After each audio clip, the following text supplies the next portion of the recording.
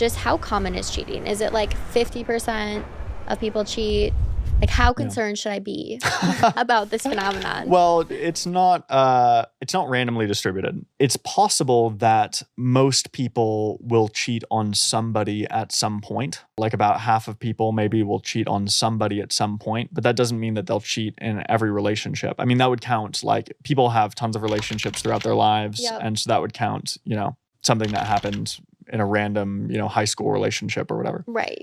You can learn and grow. Yeah. Okay. So and then if you were looking at like how common is cheating in any given relationship in any given year, then you get very low numbers, like 1-2%. Oh, okay. But that's for that 1 year, right? And it's more interesting to ask about over the course of the relationship. Yeah. Because it is the sort of thing that for many people only needs to happen once for it to be a disaster. And then it ends the relationship usually. Yeah. Macken Murphy. Yeah. Amazing. Thanks so much for coming Thank you on. for inviting me again. I don't think there's any podcast I've been on 3 times, so this is the record setter. Open door policy. You're always welcome. Every time I'm in New York. Yeah. I love it. Yeah. Okay, thank you. Thanks. Bye.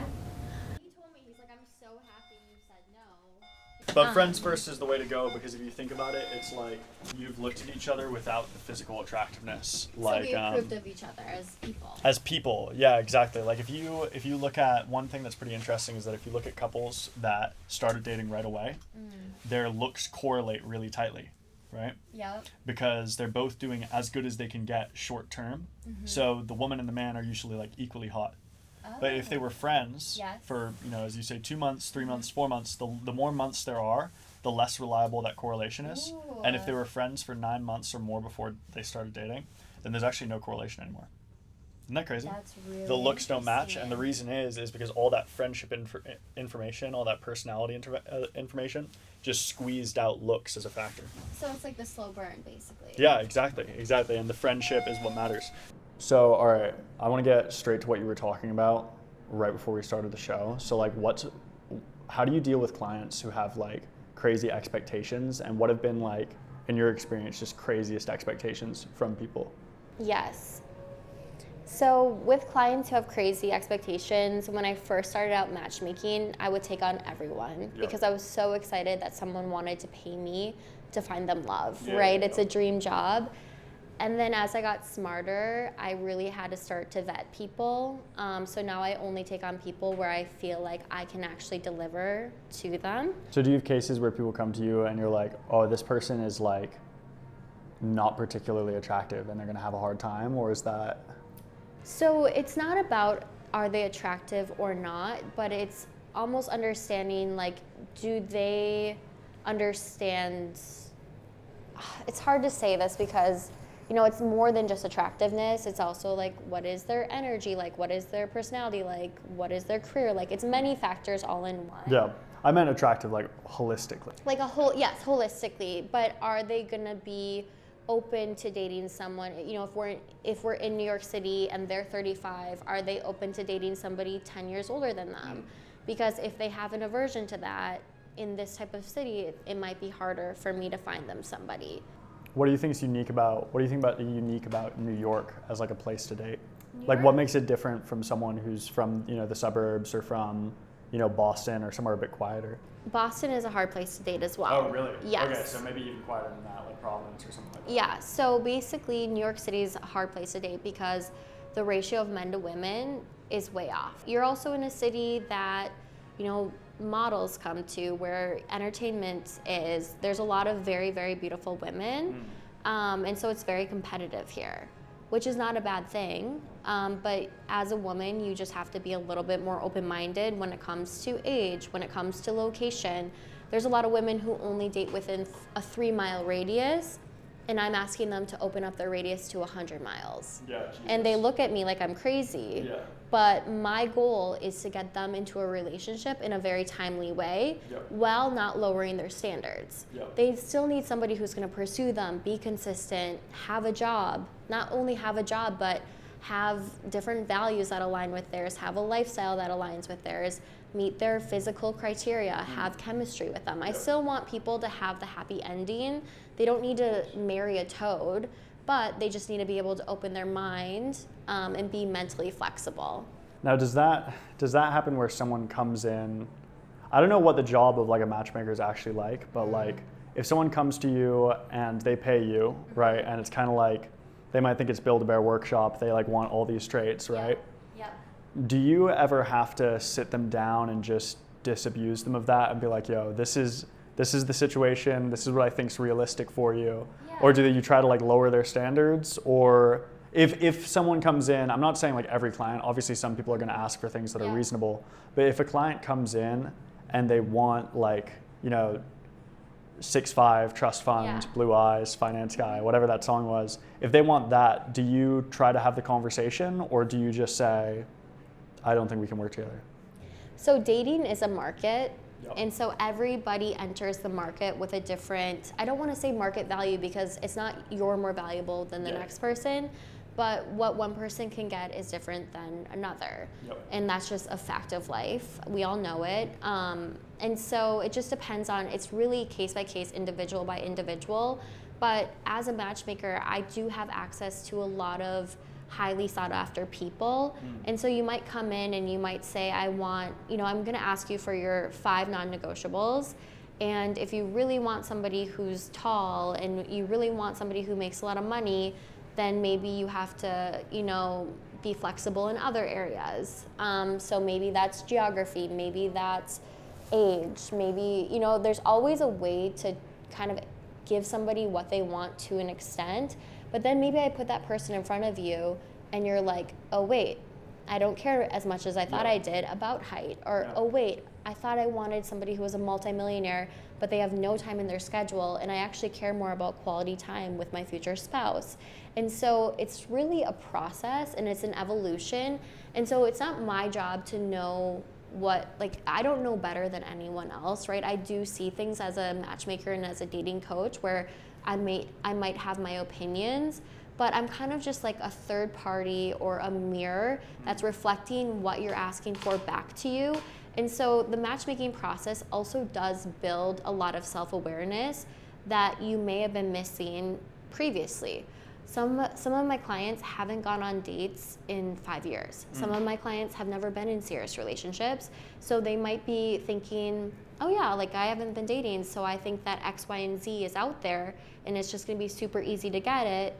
And then all of a sudden they start to dip their toe into the pool and they're like, oh wait, the dating pool is very different than I expected. And so I'm there to hold their hand as they're discovering that, and to give them alternatives that still make sense for who they are and what they're looking for. So I've said this to you before, but I feel like I'm working in the theory space and you're working in the applied space in terms of human mating. And I'm just so curious, like, when you're trying to set people up, what do you think makes a good match? Like, in your experience, having done this for a couple of years now, what have you learned and what are you looking for when you're like, can I set these people up? And then kind of a second question that I want to ask within that is like, do you ever set 2 people up who like they wouldn't choose each other, but you're like, I just have a really good feeling and I want you guys to give this a try? Really? Okay. So what are your criteria? So setting someone up is both an art and a science. So you have to look at the, you know, the requirements, the bare requirements. So like, you know, geography, age, you know, job, background, like some of the basics, you know what I mean? But then you also are looking for the intangibles, which is like their personality, which is like a little bit of an X factor, which is, you know, something that you can't quite put your finger on it, but you talk to this person and you talk to that person and you're like, I just know that the 2 of these people are really gonna hit it off and get along for whatever reasons. And then the next step is to show both parties photos of each other. And so I've had people where... Sorry to cut you off, but do you try to take good photos of them or have them get good photos? Because I find that like, that actually is a huge factor, is it's like, I've seen girls be like, no, he is hot in person, like I promise, you know what I mean? Like showing her the photo. Yes. Yeah. And I've had one of my clients, she almost said no to her now fiance based upon the photo. And she's like, he kind of looks like a serial killer. And I was like, okay, first of all, no, he doesn't. I talked to him via FaceTime, and he's very handsome, he's very attractive. But not only does he not look like a serial killer, but he's amazing. And he has all the traits and qualities that you're looking for, and he's looking for a relationship right now. That's also part of it. It's timing. Like, is the person that you're matching with, are they also looking to get into a serious relationship? Do they want to have kids within the same amount of time that you want to have kids? Or are they a Peter Pan and they're never going to settle down? And don't get it, if you're trying to get married, don't date that guy. I asked this earlier, but I feel like we didn't get to it. Like, what's been the weirdest experience you've had as a matchmaker in terms of like what people request in potential partners? Yeah, so I'm currently working with a client. She's very beautiful and she's very, very accomplished. And so she is asking for the world, but what she's asking for, I know it is realistic for her. And so I'm aiming for people who are very high status and having conversations with people who are thought leaders in the tech space. And so it's funny because I'm having conversations with people who are high up at NVIDIA, OpenAI, like all these different places who would be a good match for her. But again, like when somebody's asking for something, I have to evaluate, is it actually realistic? And is it a culture fit? I enjoy having conversations with people who are very smart and successful. And if I can put a match in front of them where I think they're actually gonna say yes, then I don't mind going out and hunting and doing niche projects and matchmaking, or taking on niche matchmaking clients. But it's all about, are they in tune with reality? Okay, so here's a question. One thing that I've noticed in speaking to you, and I don't know if I've got it wrong, but one thing that I've noticed in speaking to you is like, a lot of times we're talking about like the women's perspective. Yes. Do you feel like, Oh, yes. do you feel like the women are the customers and the men are the products, or how does that, okay. So I also represent men. Most recently I've had more women clients, but this past fall, I've had multiple male clients. One of my male clients, he was actually college friends with my boyfriend, which that was a lot of pressure, but the first match I matched him with is now his girlfriend. Fabulous. So I've had a lot of like quick little success stories. But yeah, I've definitely had men where they come in and I find them a match and they say, find me the same person but hotter. So they love everything about her. But if she could just be a little bit hotter, they would be happier. So and I have to explain that's not how the world how works. The world Yeah, works. that's how the You world know, works. these are people. Yeah, they're human beings. You have to take them as the whole thing. Yes. That's funny. What would you say? Now this is gonna be kind of a big question, so you can take it wherever you want. Yeah. But like, what would you say are common struggles for men versus women? Like not common struggles for everybody, but like differentiating men and women. Not just like why they come to you, but also like when working with them, it's like this is what's difficult about them. Yeah. I mean, confidence is a big one for some of my clients. I think that a lot of my clients are in different buckets. Other clients, they just don't have time and they've been focused on their career for the past 10 years. And all of a sudden they look up and they're like, okay, it's, and I want to find something. or I'm 39 and I have all this money and I have this wonderful life, but I'm missing a partner. And so a lot of men, they just come to me because they're like, I don't have time to weed through the dating apps. The dating apps are not a good experience for men specifically. I know we've talked about it a lot. And so they come to me and they know that I'm gonna, find a girl who matches what they're looking for from a physical perspective, but also they, are educated, they have a good job, they're passionate about things, they have hobbies outside of work. A lot of men in New York, they're looking for the full picture, right? They want a well-rounded woman. They're not just focused on looks, they're looking for many other things as well. And so I'm kind of doing that vetting process, so by the time they're actually focusing on the date, all they have to worry about is showing up, and they know this person is fully vetted, and now they just have to check, do we have chemistry, yes or no? Interesting.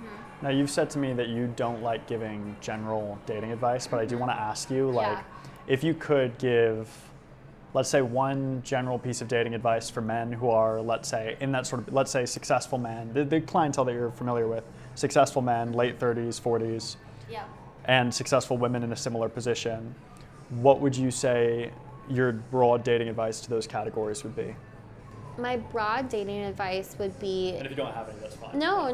I mean, I would say keep your standards high, Okay. but be open-minded.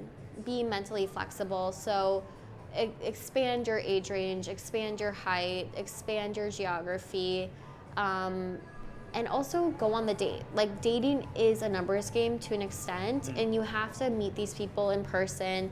Someone could look horrible in their photos, but then you get on the date and you're like, they're the most amazing person I've ever seen. Yeah. So I think you just have to open your mind and you have to try something new. If you've been single for the past 5, 10, whatever years, and you keep doing things the same way, that's when you're like, okay, like I might need to try something different. You don't necessarily have to hire a matchmaker. You don't necessarily have to hire a dating coach. That's a luxury experience. But you have to be willing to do some things outside of your comfort zone. So you obviously did that really interesting experiment where you went on 28 days. What was it, in January? 28 dates in 28 days in February. In February. Okay, Yeah. perfect. So one date for each day. Yes. So you had this kind of crazy public experience. Then you also worked as a matchmaker. So like very unique to be a single woman who's gone on 28 dates in front of the whole world, right? And then also you own a matchmaking business. Yep. What have you learned from that experience, and how did kind of the expectations that were set by all of that differ from the actual process of meeting your boyfriend and entering this, like, because you now have this great relationship going. Is it 1 year anniversary or something close to that? So we started dating a year ago. Started dating a year ago. Not like official. Yeah, we have yeah, two yeah. anniversaries, but yeah. Okay, cool. Okay, so you're now, in a healthy relationship. Yep. I guess Live like together. yeah. So how did that actualizing of things differ from the expectations set? Then what did you learn from all those experiences? I know that's like 10 questions in one, No. but I just want to hear your thoughts on that whole progression, because it's an interesting story. Yeah. Yeah, it is. So I think what I learned from the 28 days in February, or 28 dates in February, what I learned was you have to just put yourself out there. You have to make shit happen in your love life. Dating truly as an adult, looking for your partner, looking for a serious relationship that could lead to marriage, it is a full-time job. Yep. You know what I mean? And part of the experience is understanding not only what you do want, but understanding what you don't want and what doesn't work for you. So at the beginning of 28 dates in February, I was like, I'm gonna end up with a rich finance bro or a lawyer or something traditional. I'm a creative, I'm the woo-woo, free-spirited one, and I'm gonna end up with somebody who is completely like type A and is gonna take care of everything. And now I'm in a very serious relationship with somebody who is the same exact person as I am. Yeah, you guys both work at dating. Yes. Yeah. Like And he's a pretty boy, as you say. Yes, he's creative and he's all over the place too. And I never thought I would end up with someone like that, but he's the most perfect match for me. So I think you just have to go out and experience and try things and see what happens. And don't be like, yes, you can have the expectation of by the end of my dating career, I would like to end up in a stable, healthy, happy relationship. That is good. Like, you should have that expectation and that goal, but the journey along the way, you kind of just have to trust the process and see what happens and have that mental flexibility, because it turned out better than I could have ever expected, but it's not what I expected. Yeah. Does that make sense? It totally makes sense. But with matchmaking, it's highly, highly curated, but the reason why we sell year-long packages is because it is a process. And so yes, sometimes the first match you get is now your forever person, but typically there's an evolution throughout where you're learning through the process. And so my biggest message to everyone with the dating journey is to set your intention, know what you want, but then trust the process, and be open to kind of changing gears along the way, taking a left instead of a right. You just don't know what's gonna happen. But you have to start by doing. Yeah. You have to go on dates. Like, that is my biggest message to everyone. Just go on dates, Go on dates. put yourself out there consistently, and just see what happens. Awesome. We just met up with Marin, did the podcast, got a little bit of content with her as well. And now we are going back to the hotel. I have to grab my laptop for the talk. And then I guess we just go straight into it. I'm hoping that someone buys me a pint or something. Maybe this guy can. And yeah, it should be good. But because we've got, what is this? We've got like a 15-minute drive. we're just going to clip farm a little bit, and I'm going to answer listener questions. So I've saved some from the Instagram group, the Hominid Family, and we've got a few interesting ones that I think our lovely cameraman Alden is going to enjoy. So first up, we have a question from AUM Relials. They say, what's more important to men, a woman's face or body, and why? Now, this is a very interesting question, and it actually depends on the relationship context. So there was a very funny study, and I say funny, and it kind of was, where they showed women's faces. They showed women who were hidden by boxes, right? So this is kind of hard to explain, but imagine a picture of a woman, and there's a box covering her face, and boxes covering her body. And they said, which box, if you had to decide whether to date this woman, which box would you remove, right? So you can either remove the face one and see what her face looks like, or you can see what her body looks like. And that's a very powerful cue to what men care more about.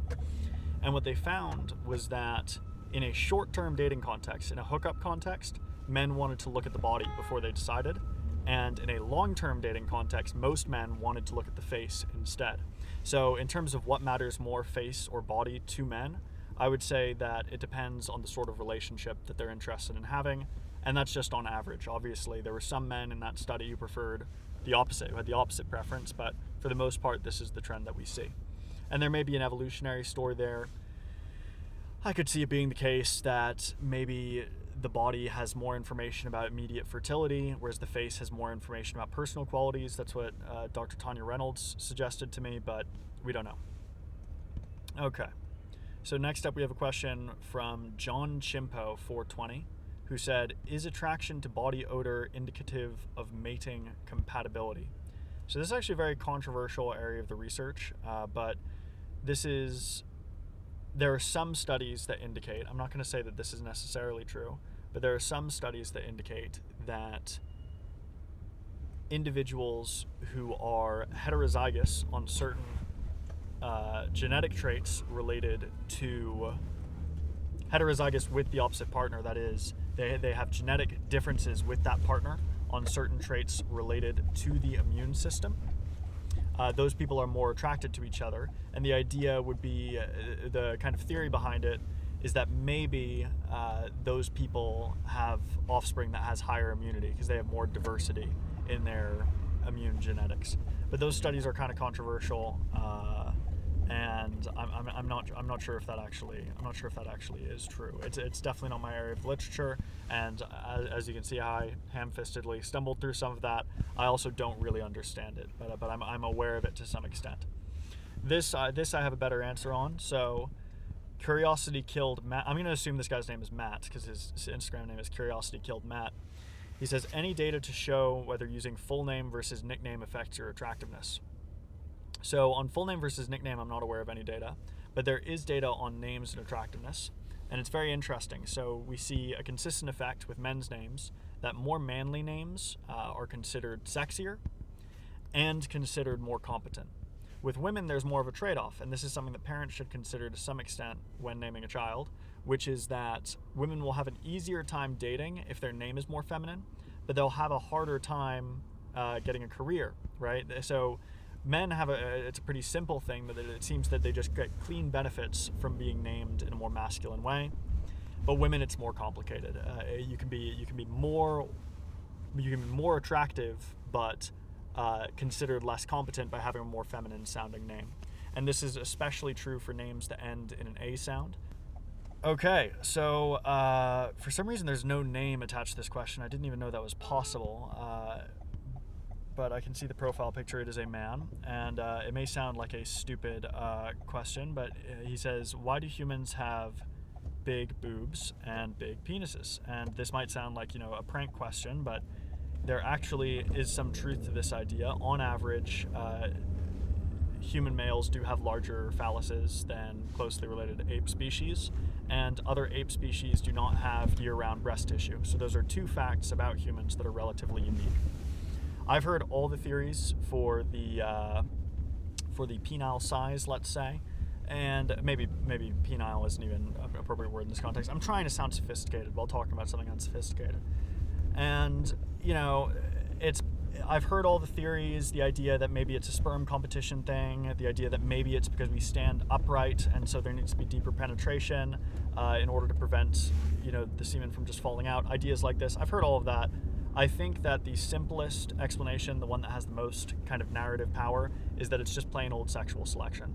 So we see in studies that women prefer larger penises than average. I mean, it's not as large as some people might think, right, based on some media that they consume, but larger all the same, right, larger than average. And we see that human males have larger phalluses than other male apes, and so that's a pretty good explanation.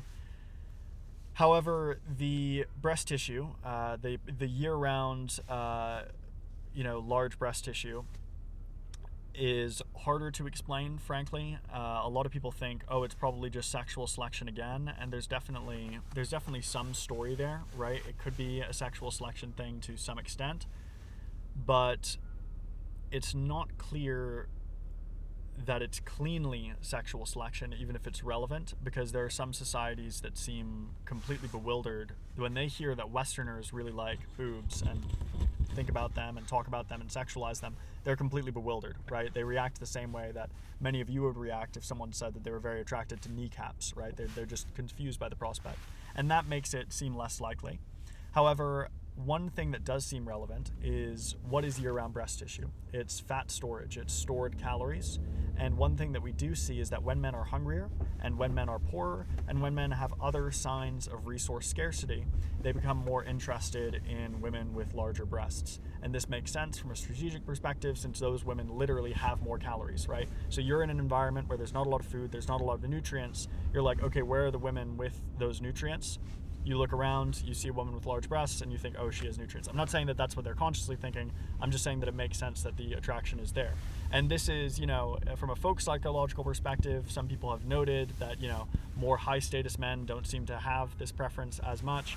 And that actually does seem to be true, that wealthier men generally don't have these preferences, and poor men do. It's not a huge effect size, but there does seem to be an effect there, especially with stuff more directly related to resources. Okay, so Lizzie says, can men and women really just be friends? I think the answer is patently yes. I have female friends who I have no interest in that way, and who I'm very sure as I can be, not being them, that they have no interest in me that way, right? I mean, you can have like a very brother-sister type relationship with someone, or just a friendly, we don't even need the analogy, just a friendly relationship with someone. However, right, that's my anecdotal experience, which shows that you can have this situation. Not everyone's going to have that experience, and from a research perspective, it is surprising how many people in relationships view their opposite sex friends as quote-unquote backup mates. So these are people that they would date if they were to become single. So both men and women do this, but most of the literature focus has been on women, since presumably if you're a woman in a steady relationship, you don't want to be deprived of all the benefits that come with that from a resource perspective, and so it makes sense if you're in that situation to have backups. Again, I'm not saying any of this is necessarily conscious. Another thing that we note is that a lot of the traits that women select in opposite sex friends, and a lot of the traits that men select in opposite sex friends, are the same sorts of traits that you'd want in opposite sex romantic partners. So men might really value beauty in a potential opposite sex mate or opposite sex friend, and women might really value things like strength. Now, the strength finding has been traditionally interpreted as, why would she care about strength? It's probably because she wants to date those guys. I'm a little skeptical, because I think that one of the benefits that opposite sex friends provide for women is a potential bodyguard. So if you're, I think in the Pleistocene, right, in the Stone Age, or think at any time in human history, and even to some extent really recently, if you're a woman, you're in a bit of a vulnerable position, right? You're much less strong and much less large than half of the members of your species, and that half is much more aggressive and interested in doing bad things to some extent. And so if you can recruit some of those guys to be your friend, then that's your security team in theory. And so that's one idea. However, I think the overall gist is, yes, they definitely can be just friends, but it's definitely something to be somewhat skeptical of. Hello, everyone. Welcome to Lectures on Tap. So happy to have you guys here today. My name is Felicia. That is Ty, the person who did the awkward mic check. We're the creators of Lectures on Tap, which is an event series where professors and experts come into bars to give interesting lectures for people to listen to over drinks. And today we have a very interesting lecture. Why people cheat. Tonight we're diving into the fascinating and sometimes perplexing science of human relationships with anthropologist Macken Murphy.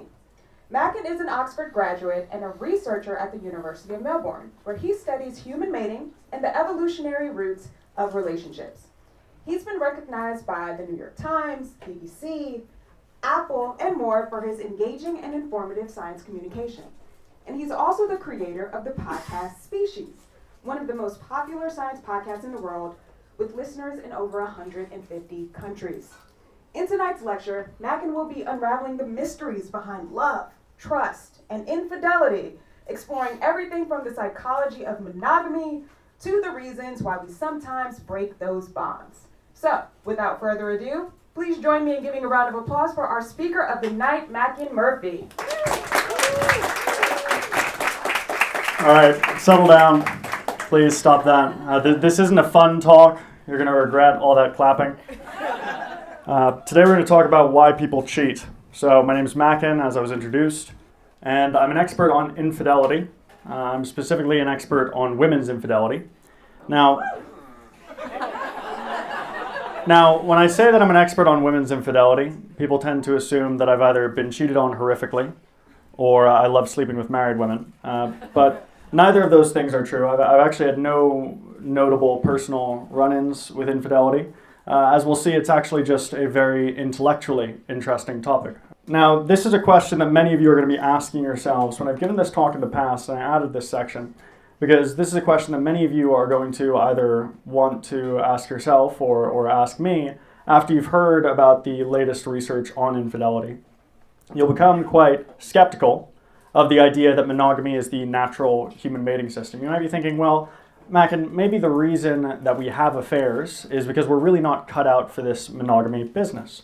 And I think that's an interesting question. Now, when biologists and evolutionary scientists talk about monogamy, we're talking about social monogamy. Okay, sexual or genetic monogamy is very rare in the animal kingdom. That's not something that pops up a lot. So we're talking about social monogamy, kind of ostensibly being with one person at a time. Now, humans do many things, okay? So these are 4 potential mating systems, and this really does cover all the options that an animal has in terms of how they have sex with who, right?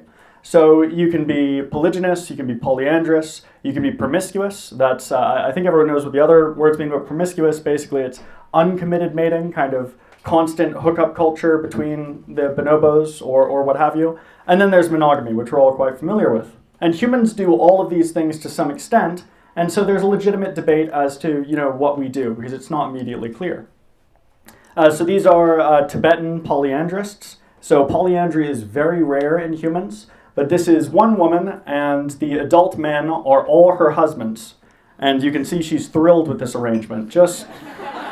You have never seen a woman married to one man who's that happy, but this is a very rare arrangement, and those men are very likely brothers, as is the traditional custom. So humans are quite flexible in that respect, but nobody really makes the argument that this is the natural or default human mating system. I've been in anthropology, studying anthropology for many years. I've heard many crazy ideas thrown out there. I've never heard someone say, oh, in nature, like our natural or default state, our inclinations, our instincts is towards polyandry. I have heard people say this about promiscuity. Now, this is a very rare subculture. Maybe some of you have heard of them. It's fraternities and sororities. But they engage in promiscuous mating, and many people in this room will have engaged in at least a period of promiscuous mating in their life, so it's a very common experience for humans. And so some people have said, well, maybe all of this monogamy business, all of this marriage, maybe it's all just a social construct, right? Maybe we're not meant to be in bonds at all. It's meant to be, a free love type society or scenario. Here are a couple reasons why I don't think that's the case, or I think it's very unlikely. The first is the emotion of jealousy. The emotion of jealousy is very powerful, and I would say seems to be innate. So these are two members of the Himba of Namibia. Some of you might be familiar with this group. It's a group of agro-pastoralists. And this is a cultural context where jealousy is highly frowned upon. You're not supposed to get sexually jealous. It's not considered a good thing to do. And so this is a place where jealousy, in as much as it can be, is, let's say, socially deconstructed. So if jealousy is a social construct, we really shouldn't see it in this group. And I spoke to an anthropologist, Brooke Shelza, who is an expert in this group and has been around this group. And she spoke to a woman there, and she said, well, she was asking a lot of women this. She said, do you feel jealousy? And the woman said, well, no, I don't. I'm kind of above that. And she said, oh, this is very interesting. And then later on, she gets in the car with this woman's husband to go for a completely innocent drive. And that same woman who said she didn't feel jealousy ran up to the car, started banging on the window, and said, you make sure you bring him home tonight, right? So this woman in this culture where jealousy is really frowned upon, who had just said that she does not experience the emotion or really resist it, even she is overtaken by jealousy over the prospect of an innocent drive. The second thing is this. I hope none of you recognize this image. This is two different chimpanzee organs. And the first one, the top one, the larger one, slightly larger, is the brain. Does anyone know what the second organ is? Does anyone have a guess? It's one testicle. So a single chimpanzee testicle is almost the size of a chimpanzee's brain. And you can see that it's not just that the brain is smaller. I mean, this is quite enviable, what's going on here. Speaking of jealousy. Promiscuous species generally are built for it. In general, right, on average, promiscuous species, males in promiscuous species have very large testicles. This is because they have to engage in sperm competition. So they'll all be mating with the same female, and the way that they compete is by depositing more sperm, okay? Not to give you guys too graphic of a visual. But humans just do not have this architecture. We don't seem built for it. And so I would say to those who think that we're promiscuous, there's no known society that does it, throughout the life course, and in more ways than one, we don't have the balls for it. So when you're talking about is monogamy natural in an anthropology department, the conversation is always polygyny versus monogamy. That's really what people are talking about. Some of you may have read Sex at Dawn, where they talked about promiscuity. That was a very popular book. Basically completely unsupported by anthropologists. I've never heard anyone credible endorse it. It really is, the main conversation is polygyny versus monogamy. Now, this is another very rare culture that some of you may have heard. And excuse my pronunciation if I can't do this right, but the Mormons of Utah.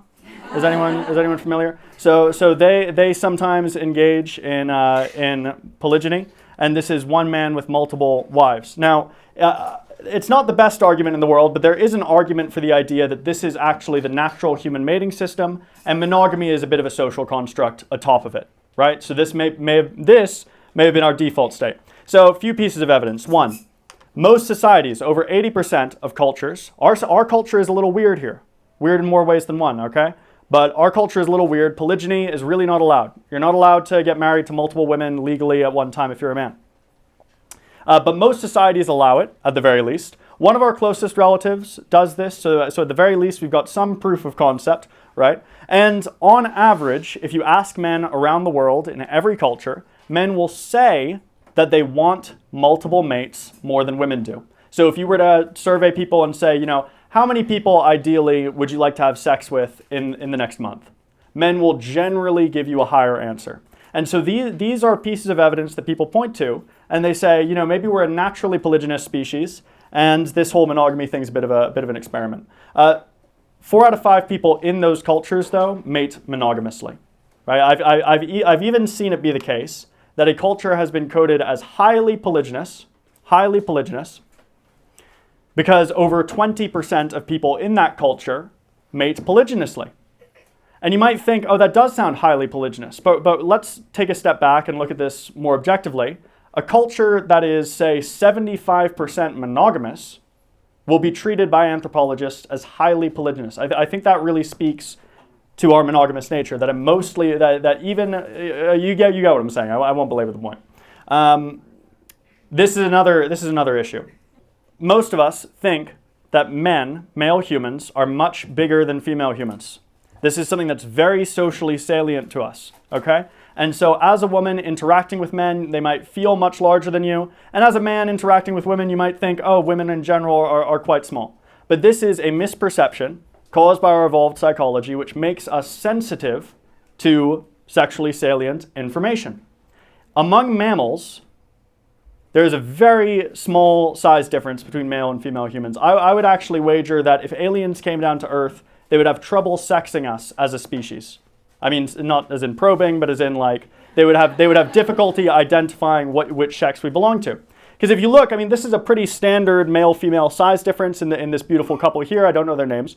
The male is, a little broader, a little bit taller.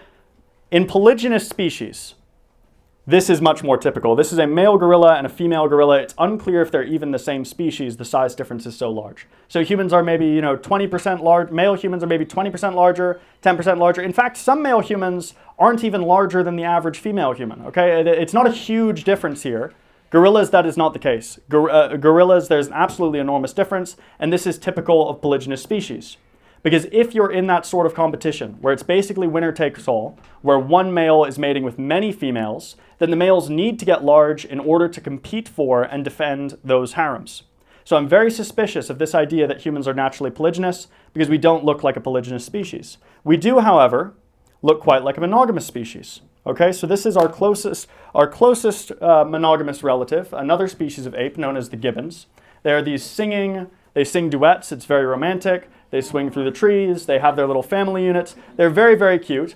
And they have you can see the male-female difference is very similar to a standard. This is former British PM Rishi Sunak. I don't know if this goes down much better in England, by the way.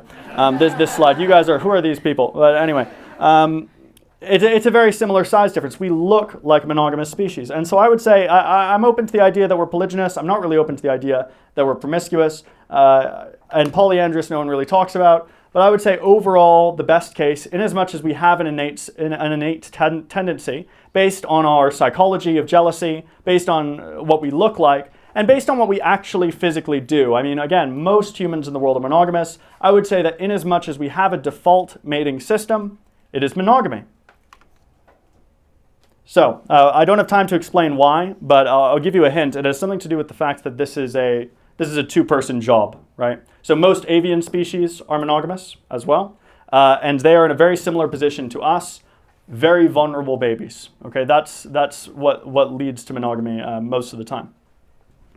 So let's get on to the depressing stuff. So, is cheating natural? Well, we're going to start in what I think is a very similar position here. Is cheating natural? We're going to start. We're going to start with other animals. I like talking about other animals. Again, we're doing evolutionary biology tonight. Other socially monogamous animals cheat a lot.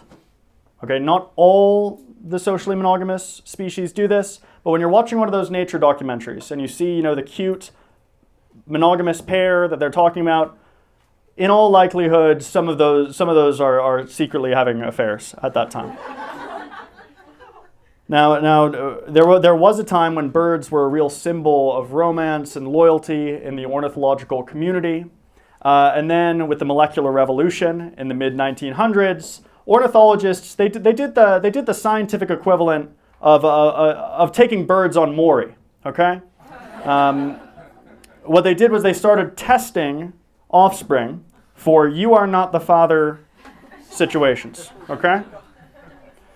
And what they found was that most avian species, not most individual birds, I want to be very clear here, not most individual birds, but most avian species had some degree of "you are not the father" situations going on.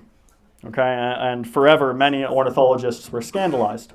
Now, when I put up this, everyone was saying, "Oh, sing, they're very cute that they sing." Okay, so in the 90s, a primatologist did an experiment that I wish we could do with humans. I shouldn't have said that, but it would be very unethical to do this with humans, but it would be very interesting. What they did was they spied on gibbons having sex, and they counted how many times they were having sex with their partner and how many times they were cheating. They did this manually. Now, I don't know who funded this, but I know that they did it in the 90s. And what they found was that 11% of the time when a gibbon had sex, they did so with someone who was not their partner. So this is our closest monogamous relative. And that's not 1 in 10 gibbons having affairs. That's 1 in 10 acts of sexual intercourse were with a non-partner. So already it's not looking good. When you're looking at socially monogamous species and saying, is cheating natural, you're very close to saying, oh, it's natural in them as well, right? Humans cheat a lot. This is everyone's least favorite part. Are there any couples here tonight? Is there seriously only one? We've got a few couples. All right. So I'm gonna give you guys some material to fight about. So I would say that, look, I would say that I have read almost every, I've at least looked at almost every incidence and prevalence study of infidelity. Any case where someone has tried to gauge it. I've recruited for infidelity research, so I know what it's like to, try to find people who have had affairs and how difficult it is, and really, I should say, how not difficult it is.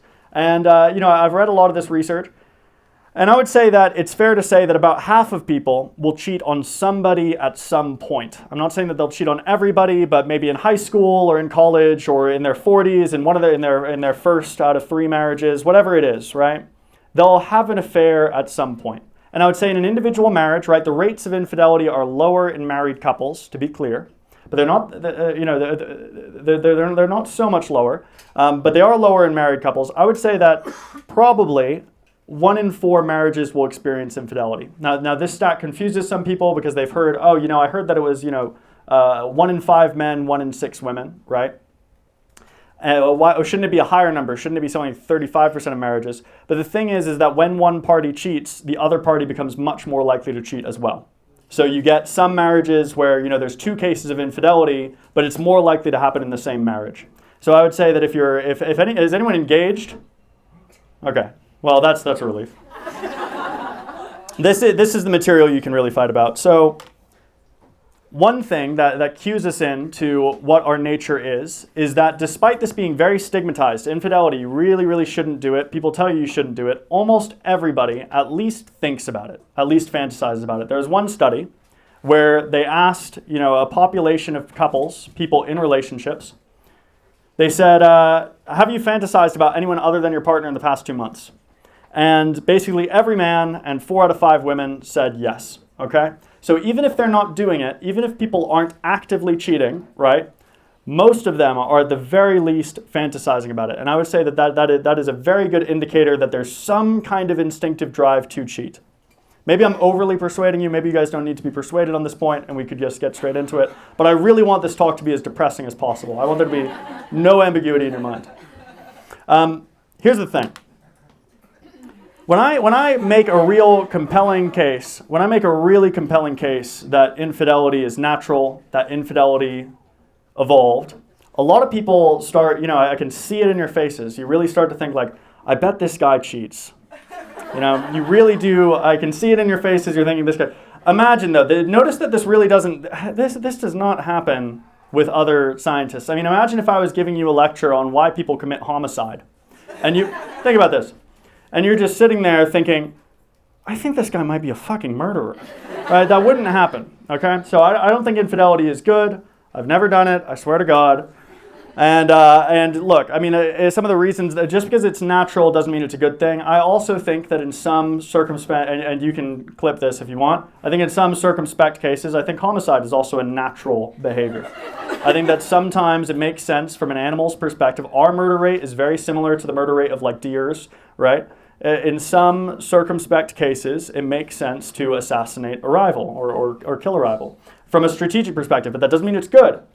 That doesn't mean you should do it. Same with infidelity. I think it makes sense from an evolutionary perspective, but from an ethical perspective, very damaging. About half, maybe a little more than half in women, a little less than half in men, but about half of people who get cheated on reports a suite of symptoms very closely analogous to PTSD. It's not PTSD because one of the DSM-5's requirements for PTSD is that there's some sort of physical threat, and infidelity doesn't meet that requirement in most people's opinion. But in terms of the suite of systems, rumination, trauma, thinking about it over and over again, feeling fear when you're in similar situations, maybe someone cheats on you on a night out, and then you can't, every time a future partner goes out, you think they're going to cheat on you. Very, very similar, right? So it's not a good thing to do to someone. That's my caveat to this whole talk. You should not have affairs. But anyway, but why do people do it? Why did our adulterous desires evolve? This is a very controversial area of research, but in men's case, it's actually not that controversial. Okay, it's controversial on the women's side, but we'll get to that. So male infidelity is multifunctional, but the primary reason that men cheat, the primary reason that biological anthropologists, evolutionary psychologists, human behavioral ecologists, anyone who's interested in human behavior from a biological perspective, all of them have coalesced onto this answer, which is that if you are a male mammal, more mates means more offspring. Okay, if you're a male mammal and you're mating with multiple individuals at once, they can all be pregnant by you simultaneously. It's a little different if you're a female mammal, but we'll get to that in a second. That's not to say that this is the only reason that men cheat, right? It's not only driven by instincts related to that. These are two, so we talked about the fact that I've done infidelity research. These are two bona fide people who have had affairs and done my study.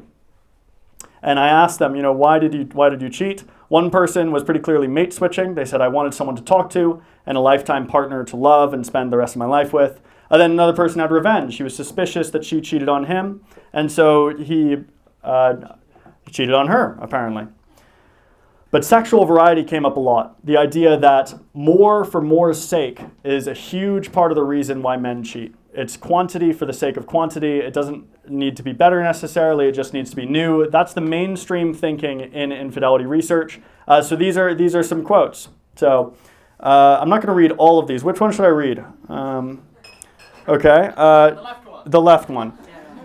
Quote, "You never have just one type of woman. Sure, my girlfriend is a hot blonde girl, but the affair was a hot Japanese one." End quote.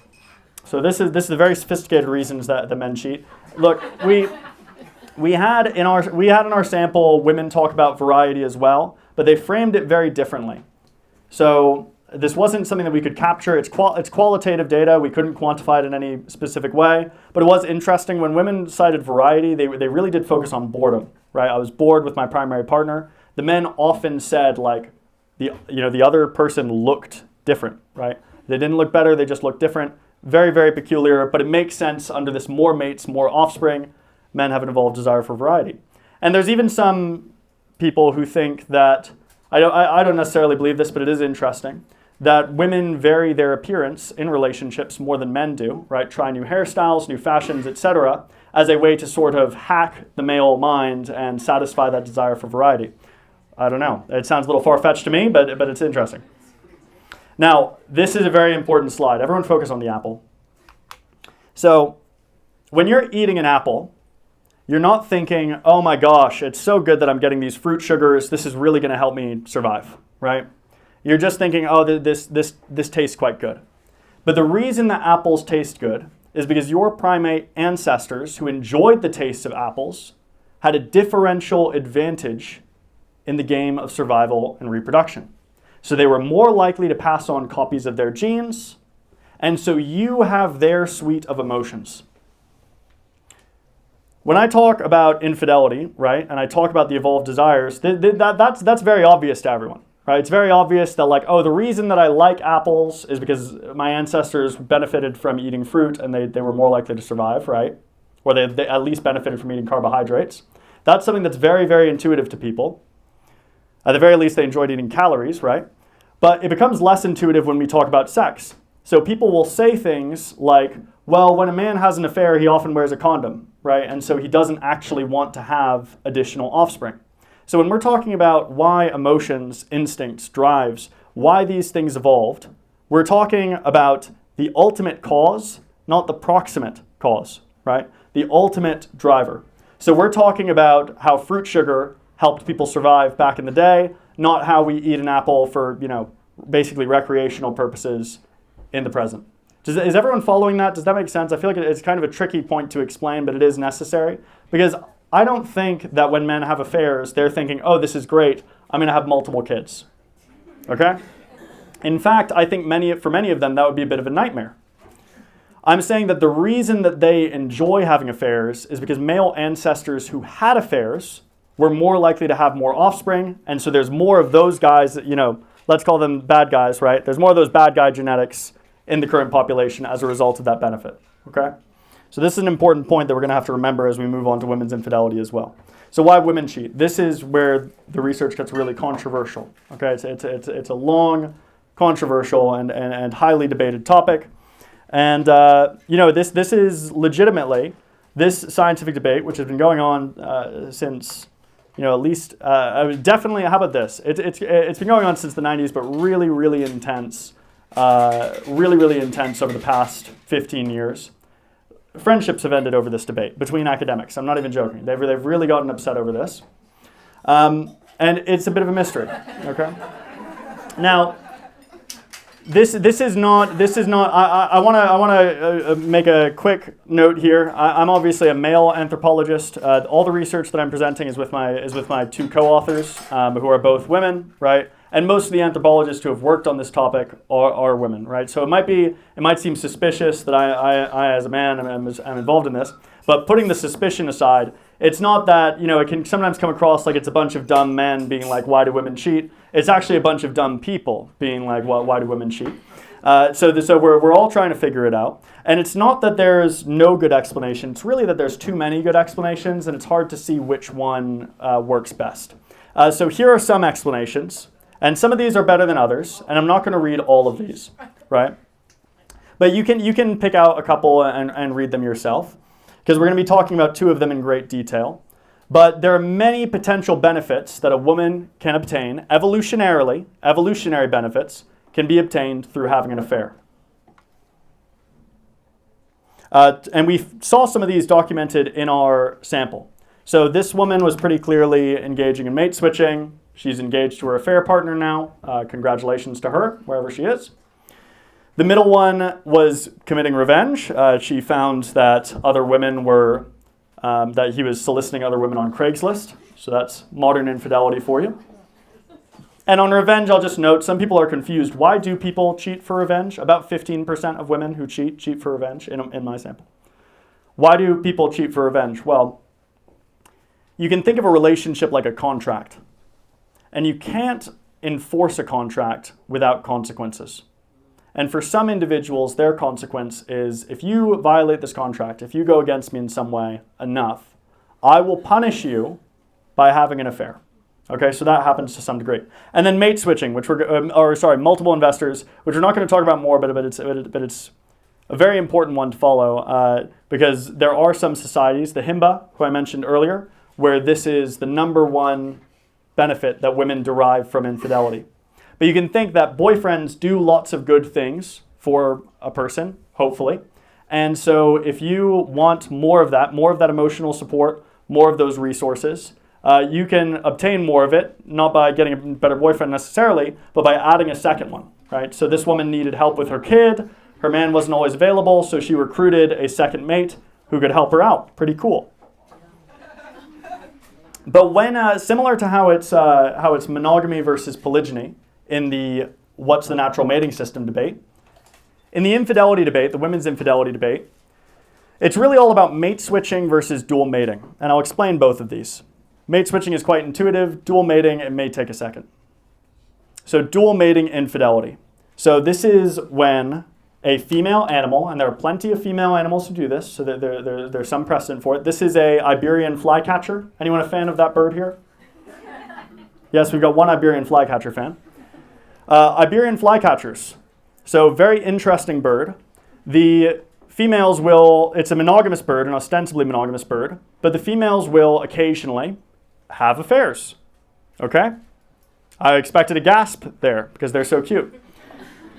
But the females will occasionally have affairs, and when they do, they tend to have affairs with male birds who are sexier than their primary, that's a technical term, sexier than their primary mate. And that's sexier in the opinions of ornithologists The way they determine that is they say, well, this male is larger, he has brighter plumage, he's more decorative, he's more athletic, those sorts of things. And they note that when a female is mated to a very, scrawny, not handsome bird male, I'm talking about birds, I'm not talking about humans, I'll get to that. When they're mated with, a very not sexy bird, they will go off and have an affair with the more attractive one, and then get his genetics and raise it with the less attractive bird who thinks it's his. So this is something that a lot of female mammals and female birds who are in socially monogamous species will engage in this behavior. And so some people think this is what humans do. Now I've got to do some caveats here. So what do you mean good genes? Now good genes comes from evolutionary biology. It's an unfortunate term. If you use the phrase good genes to talk about birds, everything's fine, but it's clearly not ideal. If we were to start again, we would not apply this to humans, okay? Because nobody's genes are better than anyone else's in a moral sense at all. The only thing that this phrase, which again comes from evolutionary biology and has been reapplied to humans, it's not my choice that this is the standard parlance. The reason that it's applied to humans in this way, it's just to talk about fitness. So good as in more likely to survive and reproduce, more likely to have, high physical health, let's say, or a high sperm quality, things like this. Now, usually when we talk about quote unquote good genes in humans, we're talking about good looks as the proxy. And that can be pretty confusing for people. It's like, why would good looks matter for good genes? Many of the things that people find conventionally attractive are conventions because they signal heritable benefits. Okay, so I'll give one example and then we'll just move on. But a lot of the conventionally attractive traits that we see, not obviously some traits that are attractive, it's just socially constructed, right? But some of it we see it around the world. So one of these would be symmetry or averageness. But one that's quite cute is, and that you may not have noticed, is the whites of the eyes, the bright sclera. A lot of people pay attention to the color, but in research, color of the eye doesn't seem to matter for attractiveness. People talk about green eyes, blue eyes, whatever. People wear colored contacts to get them. Doesn't seem to make much of a difference. What makes a difference is the bright color around the eye, which you may not have noticed. So they've done these studies where they subtly edit faces and make that brighter, and then people are more attracted to them. Well, it turns out, that might seem kind of weird because it's not something we consciously notice. We just subconsciously think, oh, that person has nice eyes. And we don't even notice that they've got this lovely bright sclera around there, right? This is an indicator that someone has no eye infections, right? No heritable disorders that cause clouding of the sclera. It's an honest indicator that that person is healthy. So that's just one example, but we could talk about this with many facial and bodily traits. So the main source of evidence for this in humans was, again, very controversial line of studies that started in the 90s. So these anthropologists and psychologists, Stephen Gangestad, Marty Hazelton, Randy Thornhill, they had this really clever idea. It's very intuitive. As soon as I say it, you'll be like, oh, that makes perfect sense. But it's not an idea that many people would think of.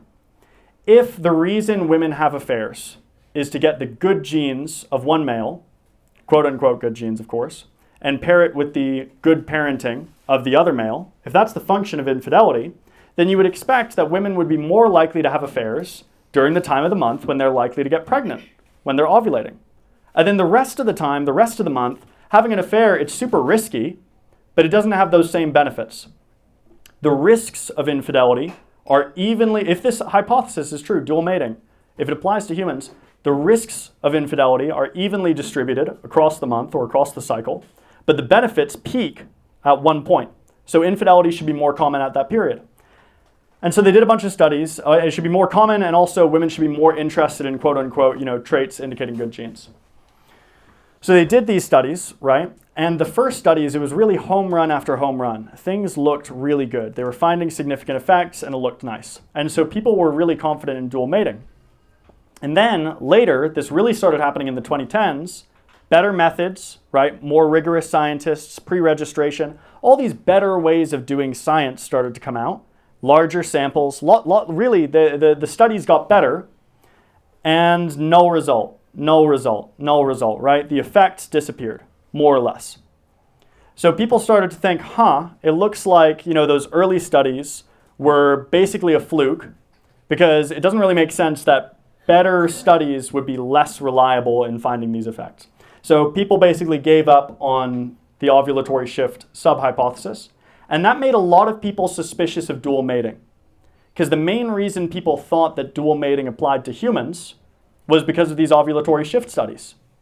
Now, I want to note really quickly that the ovulatory shift studies, they're not needed for dual mating to be true, right? You could do dual mating without shifting at ovulation. It's kind of a nifty sub-hypothesis. But this not working out, this really did make people suspicious. So again, the apple, I'm just reminding you guys, I'm not saying that women who have affairs are deliberately, no one was saying at any point that you're deliberately thinking like, oh, I want to get this guy's genes. The actual thought process would be like, oh, this guy's really hot, right? In the same way for men, that guy's not thinking, the guy who I read the quote from, he's not thinking, oh, I should have many various mates so I can have many children. He's just thinking, this mate looks different, I should have an affair. Again, affairs aren't a good thing to do.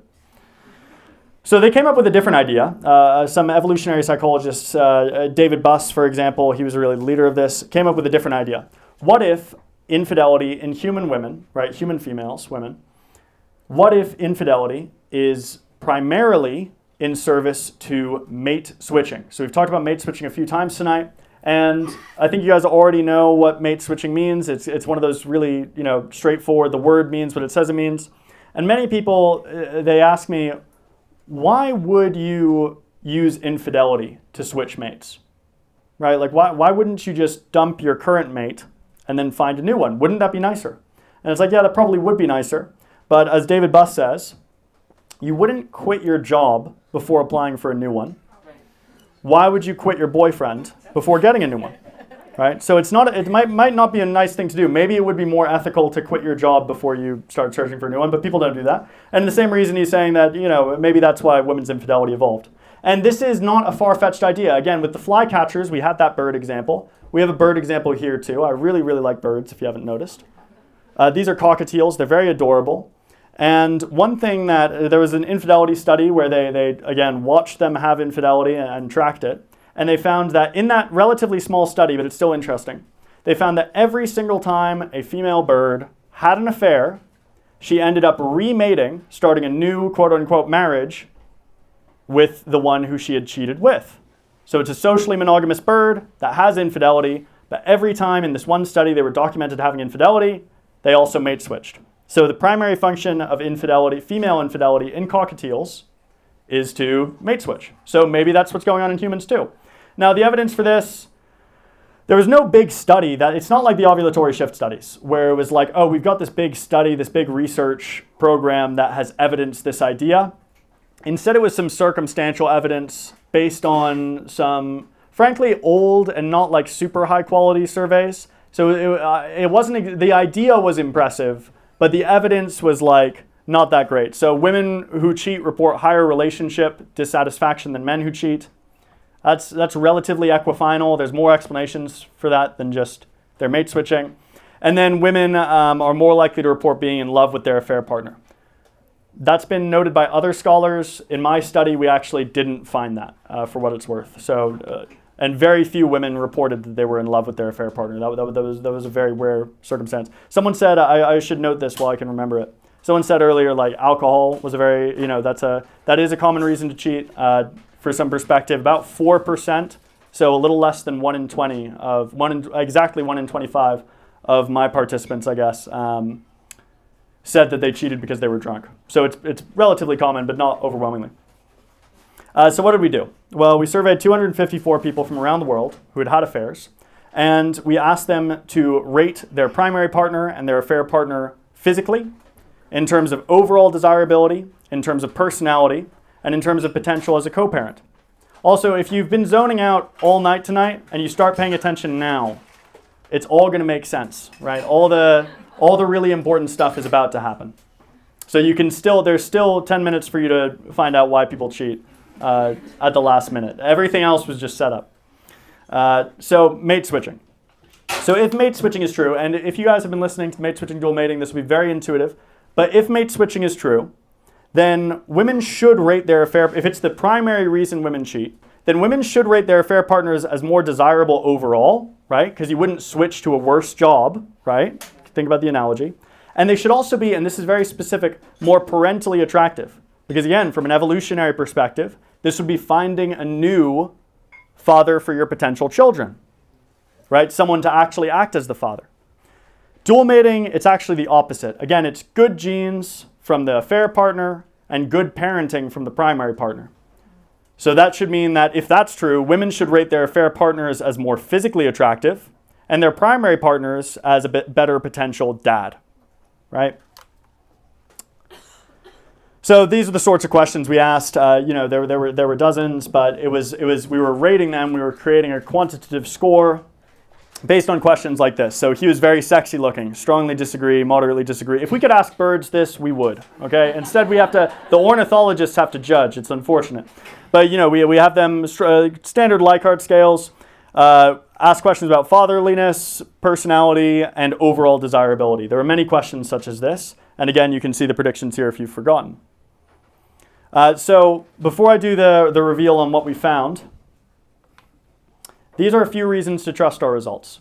So one issue that I had with the previous literature, when I was doing my literature review for this study, was that a lot of the research was done on women who had not actually had affairs. So you're asking women why women cheat, but most women don't cheat, ever. So you're asking a group of women why women cheat, but most of those women won't have cheated. That really bothered me about the research. That was kind of like, if you wanted to find out the number, I don't know why I'm talking about homicide so much, but it's been on my mind. No. If you wanted to find out what the number one motive of homicide is, you would go and ask murderers, right? It would be really weird to be like, yeah, I surveyed a bunch of humans, and they said this was the number one motive for this is what they said this is why they would kill someone, right? That was what a lot of the studies were based on. It was like, why would you cheat or did you want to? So our sample, it's difficult to recruit these people, but to some extent, in some ways it's difficult, in some ways it's easy, but it's more of a hassle than other things. How about that? Our study included only actual affairs. So everyone in our study said to us that they cheated. We also, this is something if you're someone who's into open science, our data is out there, our code is out there. We said what we were going to do in advance. So you can fact check us, you can look at our data yourself. It's all on the internet. We didn't try to hide it at all. It's the most diverse study in this literature. So a lot of the studies, they just do American undergraduates as their entire sample. 19 countries, 6 continents, okay? And also, with our measurements, those questions, they might have seemed kind of loose or made up. Those have actually been validated and checked for reliability, okay? Those questions correlate with real-world behaviors in other samples. And then finally, we did the standard things to make sure that, not always done, but should be standard things, to make sure that our data was really high quality. So here's what we found. We found bad news for the mate switching hypothesis. So women didn't prefer the personality of their affair partner. They did not rate their affair partner as more desirable overall, and they did not perceive their affair partner as being a more desirable co-parent. So everything that the mate switching hypothesis said was going to happen did not happen. Very bad news. But they did think the affair partner was sexier. Okay. So, vast majority of women thought that their affair partner was sexier. It wasn't a huge difference, but it was a statistically significant one. And they thought the primary partners were better parents. So this is the best case scenario for the dual mating hypothesis. On average, people found their affair partners sexier, so good genes, and they found their primary partners to be better actual parents or potential co-parents. Now, this is what actual data looks like, right? This is what it looks like when you want it to look really good, but I'm a big fan of making it look as messy as possible so you know what's actually going on. This is what data actually looks like, right? So this is hard to read, but scores more to the right are saying, so this is physical attractiveness, this is parental attractiveness. Scores more to the right are saying that they really prefer their primary partner. And scores more to the left are saying that they really prefer their affair partner. Now, if you look at this, you can see that, it's definitely more on this side. Like, they do generally prefer the affair partner. And if you look at this, it is generally more on this side. They do generally prefer the primary partner in terms of parental attractiveness. But there's tons of people who don't fit this trend. So you don't want to generalize. What I don't want is for you guys to walk away tonight and say, oh, this is the only reason men cheat or the only reason women cheat. People cheat for many reasons, and many of those individual stories don't fit the average trend that we're talking about. Some women, think about this, some women had affairs with men who on the survey they said were ugly. And some of them were cheating on men who they said were very sexy. And some of them also had affairs with men who they thought would be a great potential dad. And they cheated on men who they thought weren't going to cut it in that department. So we don't want to generalize. Now, again, these are just reminding you of some of the ideas, but we'll skip that because, well, I'll leave it up for 3 seconds. Okay, you've all read it. We'll move on.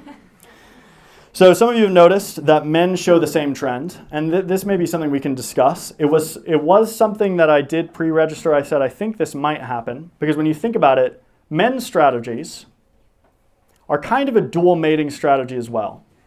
The benefit is different, right? And they're not doing the same thing, but they're focused on conceptive benefits, which are going to be signaled by physical attractiveness in the affair partner. And then they're planning to have, this stable monogamous relationship at home. So this dualistic pattern, maybe it makes some sense that it applies to men, but that's ex post facto to some extent. I was still very surprised to see this. The women's result surprised me as well, actually, but the men's result, it's more, maybe you guys can help me out with that. Overall, I think what we can say is that men and women both prioritize conceptive benefits from affairs and parenting from primary partners.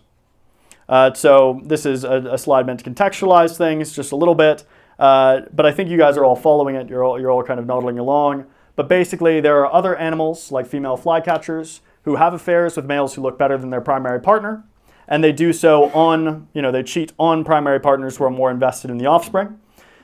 And then women, human women, on average, not all, but those, the minority of women who have affairs, obviously most women don't cheat, that minority of women, they tend to do so with men who they think look handsomer, and they tend to be cheating on men who they think will make a better dad, and that's very consistent with the dual mating strategy hypothesis. If we were ornithologists, look, my study's been quite controversial, but if we were ornithologists, this would be basically case closed. We'd be like, oh, this is probably what's going on. But again, it's humans. I get it. We have to be a little more cautious. But in any case, these are my 4 takeaways. First, affairs are multifunctional for men and women. When you leave this place and you're telling someone what strange things you did earlier in the evening and what strange things you heard, you can talk about the testicles perhaps. I don't know. Don't just summarize it as like men cheat for this reason, women cheat for this reason. You can say on average or most. But people cheat for many reasons, and many of those are evolutionarily coherent. Typically, men and women prefer their affair partner's looks and their primary partner's parenting ability. And our results, they're not inconsistent, I'll say that, with the standard primary explanation for men's infidelity, but inasmuch as there can be a primary explanation for women's infidelity, our results really don't fit with the mate switching hypothesis, and they look quite good for the dual mating hypothesis. And I think that's my last slide. So you're all free. We can end it there. Thank you. And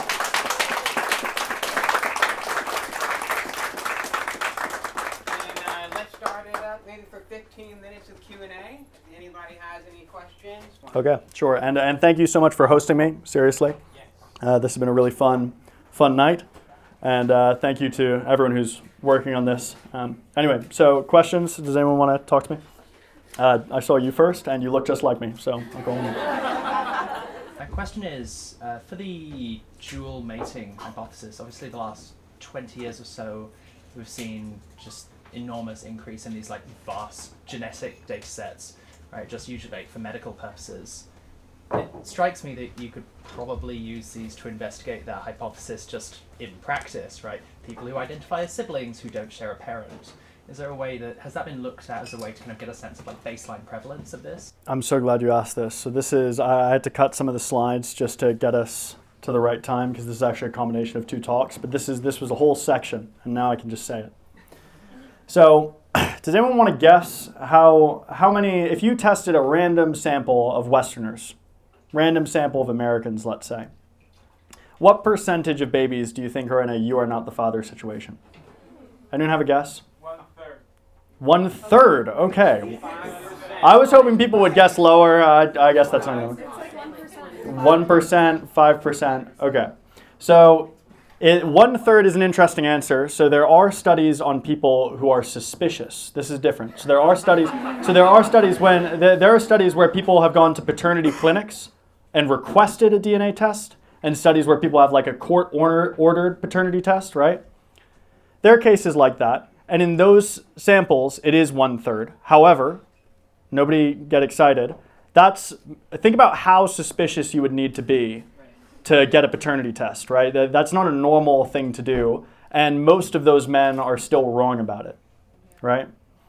The actual number, some people will say 1%, some people would say 3%, some people would say 2%. But at a conference with people who really are interested in this stuff, you almost never, based on these genetic studies, you almost never get an estimate higher than 3%. So I would say that about 1 in 50 people, so someone in this room right now is in a you are not the father situation, right? But they have no idea. It's their dad. The person they think is their dad is not their dad. I don't want to make anyone anxious about that. However, in our culture, so 1 in 50, that's not low. I mean, when you think about it, if let's say 15% of women with children have had an affair at some point on the person that they have children with, if you take that 15% and then you consider that 2% are not that actually seems like kind of high, especially in the context of contraception where you can really make choices about this stuff. Among the Aka, it's more like 9%. Among the Yanomamo, it's around there. Among the Himba of Namibia, the people I spoke about earlier, where you're not allowed to get jealous. Here's what not being allowed to get jealous gets you: 48%.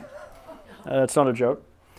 So it varies across cultures. In our culture, or I won't say our culture because I don't know where people are coming from, but not saying that any of you came from very far to see this talk, just that you might be visiting New York.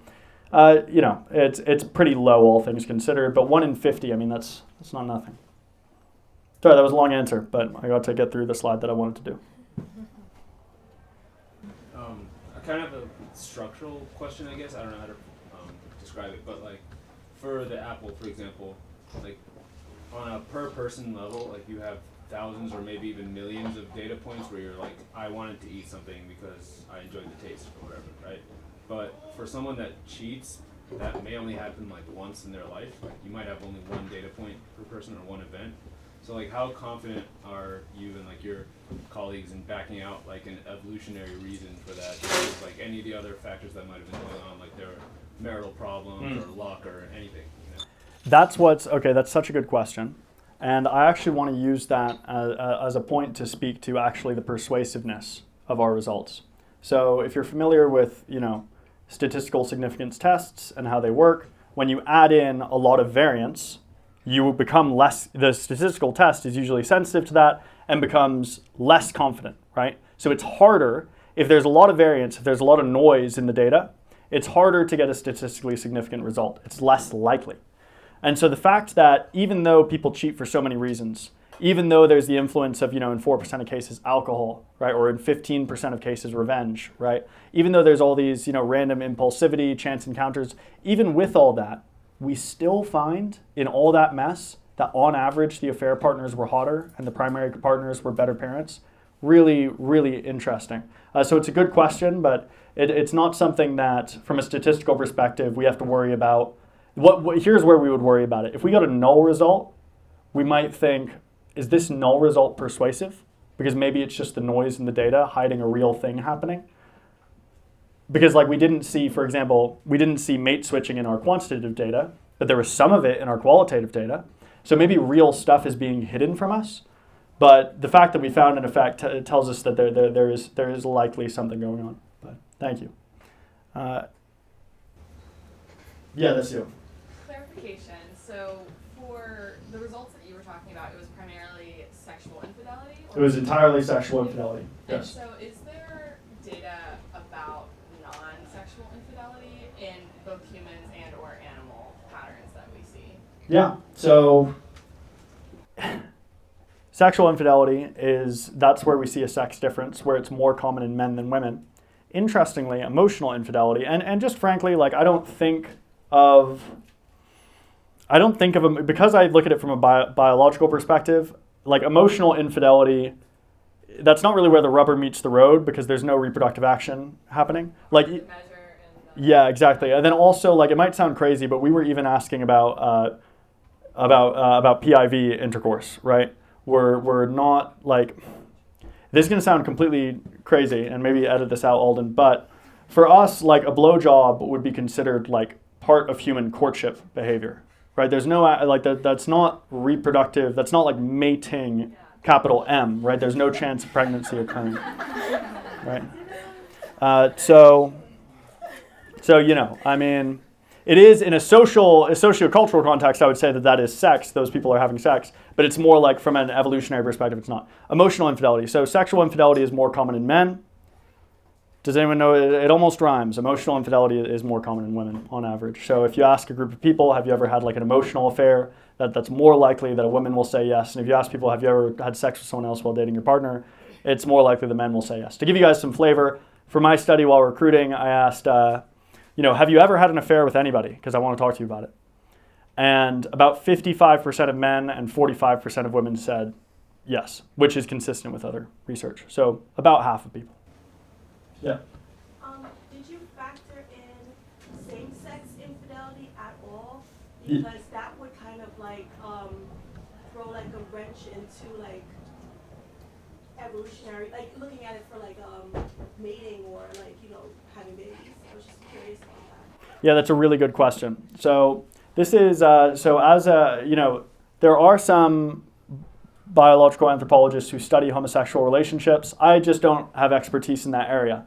And sometimes when I say that, right, sometimes when I say, I don't have expertise in that area, I get this kind of, I understand the reaction, but I'll try to use an analogy to get myself out of it. A lot of people are like, you should study it, right? And I think that's kind of like, you're hearing a talk from I'm not saying you were saying this at all, but I've had this happen in the past. It's kind of like if you were hearing a US historian speak, and it was like, you really should talk about Canada as well, right? It's actually just not my expertise. So we did not have any homosexual people or bisexual. It was all heterosexual affairs. It was all affairs that happened heterosexually and were, I want to say perpetrated, but done by heterosexual people. So it is a very interesting topic. I'm very interested in it, but I haven't gone to school for it. I don't really know much about it. I have spoken to some anthropologists about it, and I do find the topic interesting, but it's just not my area of expertise. But thank you. Yes. How did you specifically define affair? Was it just one-off was enough, like a one-night stand, or did it need multiple? One-off was enough. Okay. One-off was enough. I would imagine that just based on the fact that people who, commit some level of infidelity are not always the most honest people. So how do you actually perform a study on folks that generally are not transparent or honest about their actions? And then I would imagine that previous studies maybe aren't actually like the most reliable as well, because you don't know if those folks are being honest or not. Great question. So the question was, how, you're interviewing a people who is admitting that they did something very dishonest, and you're asking them questions and then drawing conclusions on the assumption that they're being honest, right? How difficult.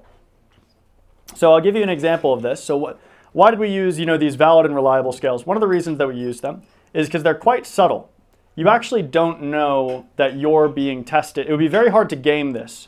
You don't know that you're being tested on like dual mating hypothesis or mate switching. You don't actually know that. You're just saying like, agree or disagree, my affair partner was sexy. Strongly disagree, strongly agree, whatever. Then, 10 minutes later, you're being asked the same question. You probably don't even remember being asked about the affair partner earlier. It's like, was my primary partner sexy? It would be very hard to game it and be like, oh, I want my primary partner, just because of the way the survey was delivered. It would be very hard to deliberately game it. So lying is quite difficult. And to give you an idea of how common lying was, right? When we asked them, why did you cheat?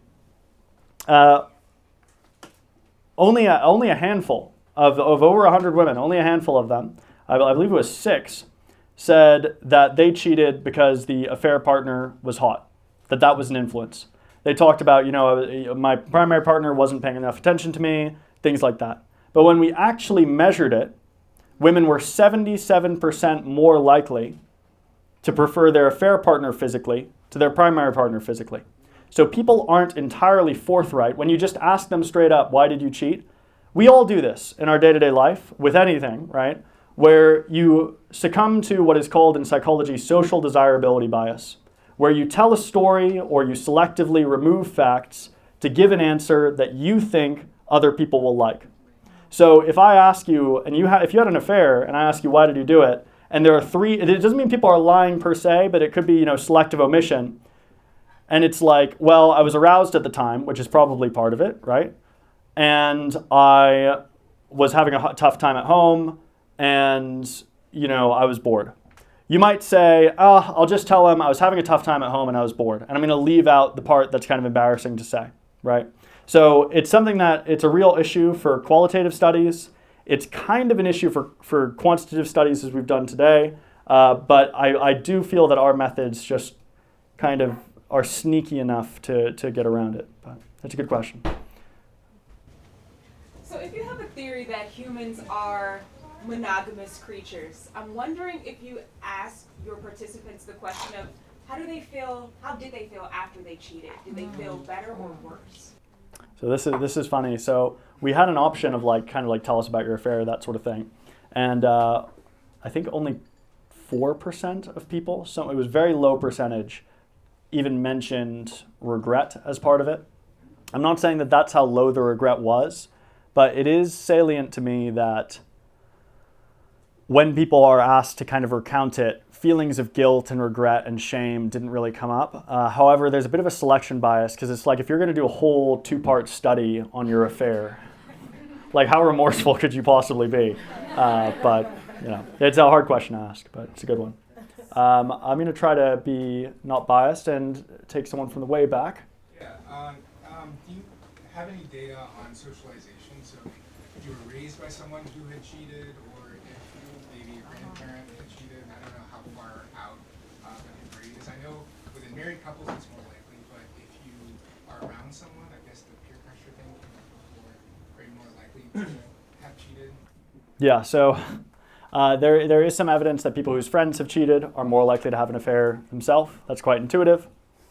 There's also evidence that people, and this is a very good question if people didn't hear it.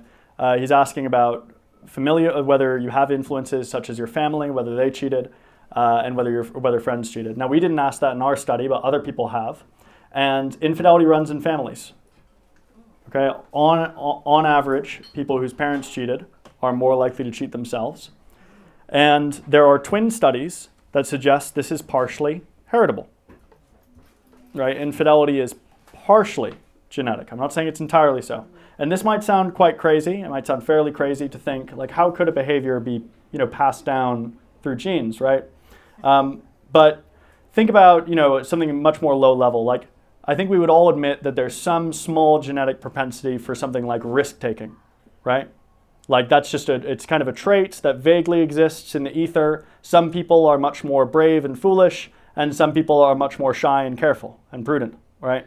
So that would be one of many factors that would contribute to your probability of infidelity. And so what they find is that if you compare fraternal twins with identical twins, so twins who share 50% versus 100% of their DNA, it's quite sophisticated math, but you can try and calculate, how much does that extra 50% of DNA add to our predictive power? And what we find is that in women, at least in one study, about 38% of the variance in infidelity was genetic.